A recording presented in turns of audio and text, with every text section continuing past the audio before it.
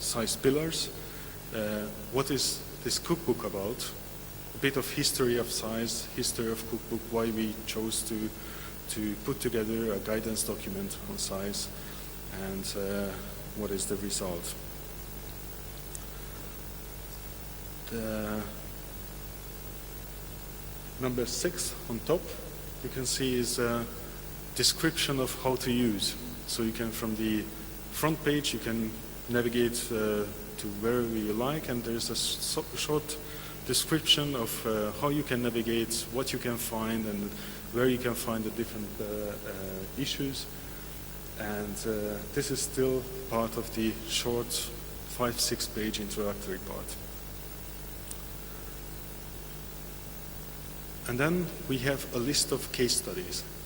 And these case studies actually are collected from several organizations from different countries. And it is to focus on how to use or how to implement SEIS principles into practice. How to address what is a real SEIS example. So the case studies were taken on from already running systems, and it identifies it goes through the different elements of SEIS, and it structures around the 3 pillars. And on top of each case study, over here, you can see the 7 principles, and just below each principle you can see a mark where we think this case study is relevant to that principle. So of course we usually don't have a system which is relevant to all 7 SEIS principles. So this is a way to benchmark, but also to search what you are looking for. As I mentioned, the case studies are giving the major part of the cookbook. So this is the most important part. One case study is around 3 to 4 or 5 pages. We created a template so that whatever result we have, we'll have a comparable result, and we ensure that each case study goes through the different elements of SEIS. So it takes the content, the infrastructure, and the cooperation element of each system which is in the case study, but also it gives a short description of that system or that process which we think is relevant for SEIS implementation. And there are links to the developers, or in a national context, or in EINET or the EMP countries, we have the national focal points giving us primary links. The cookbook was from the very beginning thought to be an electronic and online document. So we don't plan to have printout versions. It will be always on the internet, but it gives us the possibility also to develop it further very easily and to add additional case studies. Currently, because this is a draft version, we still have it only in English. But later on, we plan, of course, to translate it into other languages. So we'll have the language versions, because probably for our neighborhood partner countries, the national languages are very important to understand. So once more, I would like to ask you to come back to us, write an email to empi.seis@ea.europa.eu, and give us your opinions, ideas, but also if you have proposals for new systems to embed in the cookbook, then please come to us and highlight that.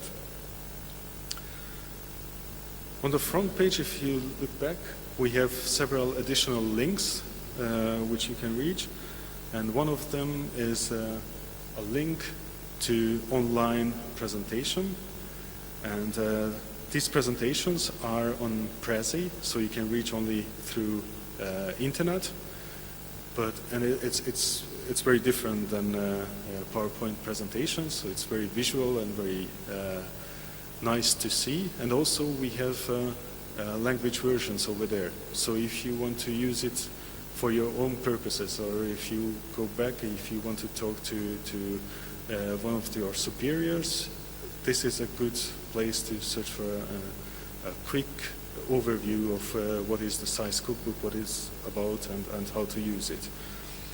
And it's in Russian, Arabic, and English. Then, also from the front cover page of the cookbook, you can go to a checklist, which is we try to gather up as much questions, as much information as we could think of, to have this checklist as a self-assessment tool.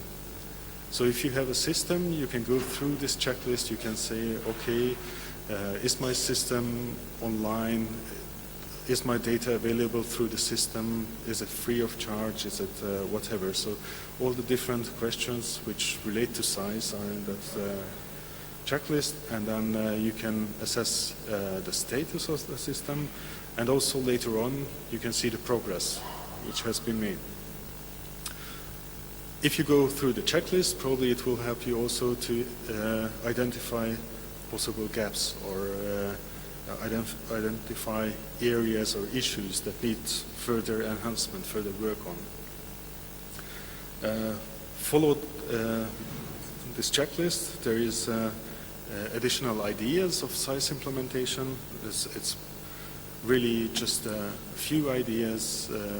If you plan to implement a shared environmental information system, what to think of, what could be the most important things, like a clear vision, and to stick to that vision, and how to set up your strategic planning. Because usually building a shared environmental information system is not a quick process. It takes a long time, it takes a lot of energy, and if you lose control, if you lose your vision, if you don't know what you want to reach, you might end up without arriving to a real system. So thank you very much, and once more I would like to ask you to give additional ideas for the cookbook.